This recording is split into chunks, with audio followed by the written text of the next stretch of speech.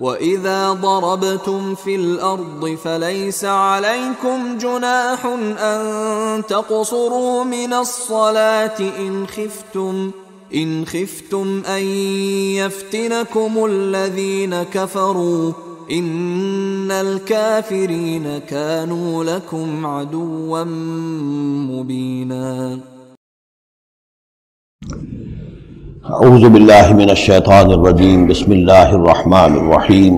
وَإِذَا ضَرَبْتُمْ فِي الْأَرْضِ فَلَيْسَ عَلَيْكُمْ جُنَاحٌ أَن تَقْصُرُوا مِنَ الصَّلَاةِ۔ صدق اللہ العظیم۔ اب یہ پھر کچھ شریعت کے احکام آ رہے ہیں، گویا کہ خطاب کا رخ پھر اب مسلمانوں کی طرف، اہل ایمان کی طرف۔ شریعت کے احکام، عبادات سے متعلق تفاصیل۔ اور اے مسلمانوں، جب تم زمین میں سفر کرو تو کوئی حرج نہیں ہے تم پر، کوئی گناہ نہیں ہے کہ تم کچھ کم کر لیا کرو نماز میں۔ ان خفتم ان یفتنکم الذین کفروا، اگر تمہیں اندیشہ ہو کہ تم کو نقصان پہنچائیں گے کافر۔ ان الکافرین کانوا لکم عدوا مبینا، یقیناً یہ کافر تمہارے کھلے دشمن ہیں۔ یہ ہے قصر صلاۃ، لیکن صلاۃ الخوف کی حالت میں، جنگ کی حالت میں قصر کا حکم۔